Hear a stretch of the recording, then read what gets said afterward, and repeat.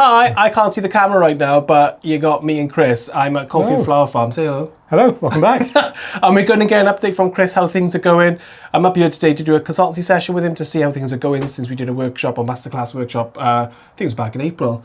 Yep. And see how things are going and see how I can support. But I want to start, because obviously GreenWales, you've been on the channel, you're one of the first guests. Let's get an update from you. Give us a tour. You've got some exciting things you want to show us. So We do. Let's go for it. Go on, take it. Our biggest news, I think, is that we now have a cold room, which, so a member of our team and his son, it will open. Yes, this is the sort of way. There we That's go. why that hinges there. That's where Whoa! So we've got, this is not currently on at the moment. Yeah, we're not like chucking out. It's a fridge. It's an old fridge freezer. So we'd wanted something that was going to keep our flowers down to, let's say, 15 degrees in the summer. Is this so they don't flower and wilt and? So yeah, if we're cutting particularly for big things, for weddings or where we need a lot of flowers, it takes a long time to cut, and in the heat they'll wilt. They won't do as well. So if we can get them in the cold quickly, they will last much longer. And we looked at all sorts of different ways of doing this last year and over the winter, and just concluded it was a lovely idea, but it was going to cost us far too much money. Yeah. And then I was saying this to a friend of ours who's up here quite a lot, and he said, "Oh, I bet you could do something for free," because he's a genius with these things. Okay. And so he popped on Facebook Marketplace, got an old freezer, got a load of insulation.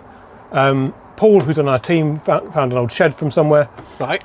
And they built this in about 2 days. Oh my God. And last week in the heat wave, it was 38 degrees in the cabin there. Yeah. It was 15 degrees in there. Wow. So the heat leakage was very, as in like the heat coming in, and the insulations worked really well on it. It worked really, really well.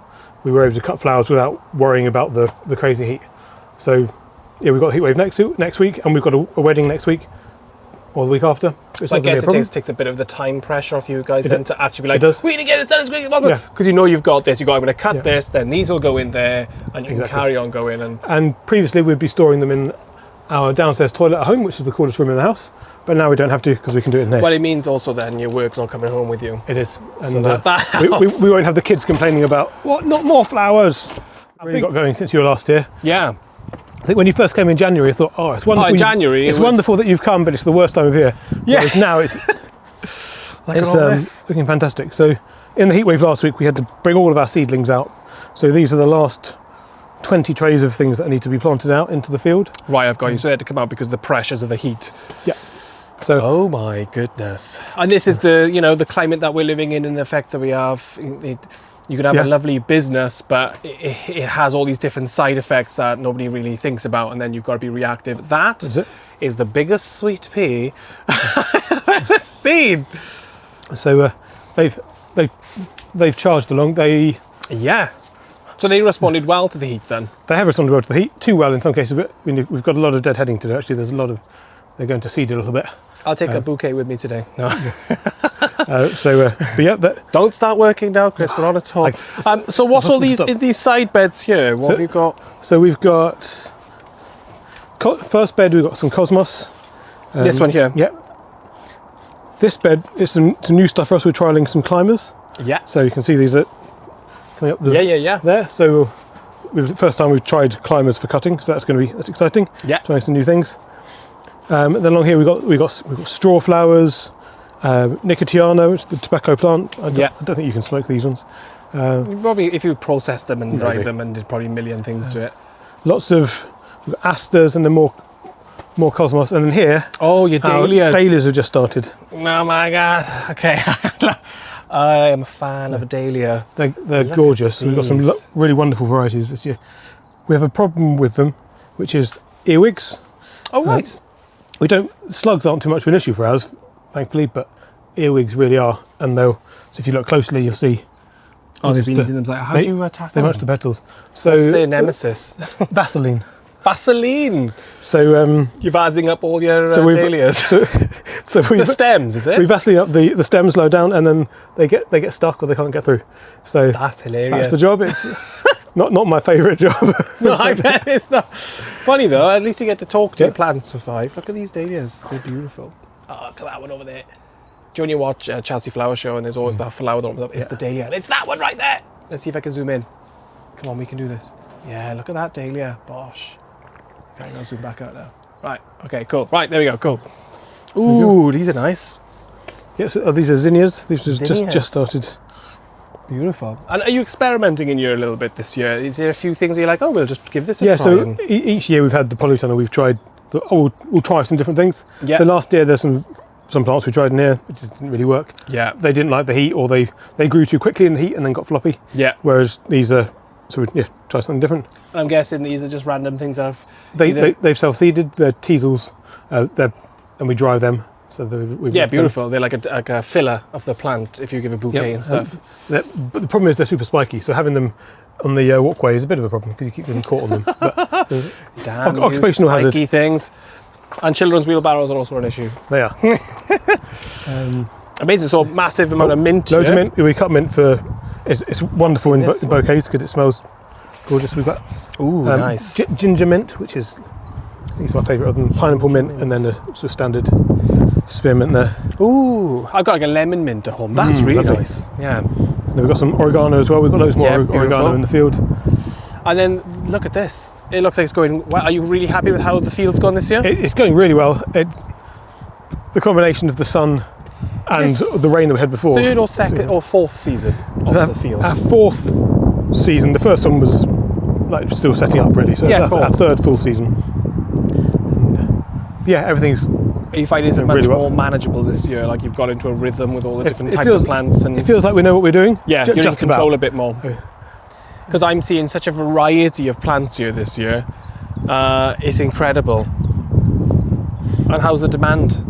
Good, that's gone up as well. We've got lots of weddings this summer. Great. It's going well with florists as well, selling to local florists. You are selling. Wow, that's brilliant news. We're set around here and towards Cardiff as well. So brilliant. It's doing really well. And what sort of plants are the florists looking at? Is there a specific one that's in demand, or they just like the variety and the... It's varied. I mean, they always love cosmos, so we don't... Because cosmos is hard to buy in... Is this cosmos here? And that's the cornflowers. The cosmos is those pink ones at the back over there. I see. And so we've got lots of cosmos in, because they always like that. Well, the good thing is, if you know they like that, next year you go, we'll do twice as much cosmos. Yeah, well, we've doubled it pretty much this year. Is it? Nice. Yeah, just for that reason. And the thing is that if that gives you stability and that gives you sustainability, then fantastic, and you get to be creative. And again, the weddings must be quite fun because people are quite creative with what they want. Yeah, and so it's lovely to see all the different colour schemes people come with and how they want things to be. And just it's a nice way of getting to know people. Yeah. Particularly when we have local local-ish weddings. People come up here. We've had brides who have volunteered with us, which is always fun. Oh, that's amazing. And then and people coming back afterwards, which is great. So really building relationships. So questions then. Here's some fun questions for you. What's your favourite flower that you've grown this year? Because it changes every year, I find, what I like the most. But what's your favourite one this year? My favourite this year is this one here. Oh, it's called it's a penstemon or penstemon. I'm never quite sure where the emphasis goes. And little trumpety flowers. And what did you just like the shape and the way that it flowers up all together? Yeah, I think I like the way the stems curve as they go upwards. And the colour's great. And we're trying to grow more and more perennials, the plants that come back every year. Yeah, it's less work. It saves you so much time, doesn't it? But also there's some really interesting varieties, and it's more climate resilient. I think studies have shown that annual plants find the changes in climate tricky to adapt to. They come much earlier, they don't last as long, whereas perennials, perhaps because they're more established, the roots are deeper. Yeah, they can survive more. You end up with them coming through the heat we've had. Certain annuals, like a yellow rattle, the meadowmaker plant, I found that the way, because they're an annual, but by just cutting it out once a year and raking it back, they are spreading like wildfire. So that does help. When you're turning your beds over, then you're weeding and you're always interfering with it. That's when annuals do suffer, because they just want to be left, but they can't just be left because there's room for that flower and that area, but there's no room for everything else. So it's the problem here is that it's got to be productive. Yes. And so it's cycling things through, and I think with the heat, some of the annuals are just not lasting as long as they would do normally. Someone might say, oh, there's not so many different types of things here, because you're only having that one in that one area. But the thing I would challenge is you might have 2 meters square or whatever it is of that one plant, but do you know how many different types of flowers you're actually growing here? Guess. Over the year, there'll be over 100. Yeah. And that must attract so much different type of wildlife and flora and fauna and vertebrates. Yeah. Have you seen any interesting wildlife coming in? Yes, we see buzzards and red kites hovering around, which I think is my favourite. I love seeing them. Yeah, the raptors. And how about the butterflies? They must be pretty amazing. Yeah, we get quite a lot of butterflies. Obviously, lots of bees. Yes. That said, I haven't seen as many bees this year. I was thinking this last week. I don't know whether it was the heat. They just sort of hid away. What we're seeing, because I've got some beehives at home, was the beginning of the year was terrible for them. Right. And there's been, the weather's not been great. And then because we've not had a lot of really sunny days, we've obviously had the heat wave last week, which was amazing. My hives are called, they were doing something called bearding, which means all being on the outside. So they make a beard, they look like a beard, so they're called bearding. So that's happened, and then swarms happened last week, but we just haven't really had the weather they normally would like, which is a lot of sunshine earlier on. It was quite rainy and quite cloudy and just not great, so that's undermined them. Okay, so one question is, what's been the most pain in the arse thing for you to grow this year? The one that just hasn't complied with what you're trying to do. So we had some Nicotiana. So there was some in the polytunnel which is doing okay, but over here, I don't know whether, I think it might have been the heat, but it was struggling anyway. Yeah. It's all just. I think I can see it. It's like, it just doesn't look good, does it? It does not look good. There's some more over here. I took out like three meters of it yesterday. Wow. Because they were just dying, and actually the roots were really shallow, so I think they've just struggled to get going in the heat. Yeah. And then there's one other question I had. So if I was to say to you, how do you make this growing business infectious to other people? So if someone was like, I want to grow a flower in my garden, I have no idea where to start, I'm not very good at it, where would you direct them to start? If you could recommend a flower that you've got here today, and maybe a little bit of advice on how to grow it. It depends a little bit on the amount of space you've got, but let's say they've got a container. I think so. The Cosmos that we've got, I would say Cosmos is a brilliant place to start.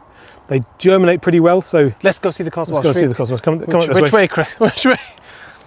We've talked a lot about this Cosmos. I love this little climbing one here. This is beautiful. My mum had that. I love it.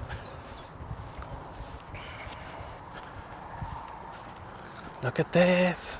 This is the Cosmos. They're just starting, so there's lots of really gorgeous shades. To stop. So this is they'll grow through. Right. Because once they get big, they get really heavy. So this helps support them. Helps support them. Oh wow! And there's so many different colours. Can you control the colour, or does that just happen random? Oh, we control the colour.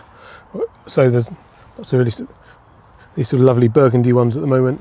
So people can just pot these in. Are they a bulb or are they seeds? They're seeds, or you can buy the plants, and the seeds will germinate quite easily. Yeah. So you'll get lots of plants. They just keep on churning out flowers through the summer, as long as you remember to cut them off when they've died. Do you deadhead? Yeah. So as long as you deadhead. Just a little pop on the top. Remove the dead or dying flowers. So for you, when you're selling these, then you'll cut the stem. Easily. Does that affect them growing back? Yeah. So the more you cut them, the more they grow. Is it? Which is the beauty of them. So they'll. So we're just seeing them starting to come out now. They're just starting to come out, and some of these will be flowering for another month or two, if not longer. Wow! As long as they get enough water. You'll be able to give a supply then to those florists, and again complement that with weddings. And they just they look stunning, and the foliage is great. So, I do like it. It's really nice.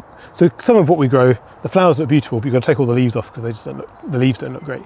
Whereas with Cosmos, the leaves look beautiful as well. Shall we finish with your newest infrastructural project here? Yes, of course. Let's go have a look. Tell me who and what happened. You got some funding, yeah? Yeah, we've got some funding from Tonreval Community Council. Yeah, amazing. Just based over there. Thank you, Tonreval. Indeed, and they have a pot of money for community groups and local organisations. And we've been struggling with getting our gazebo up and down in the wind.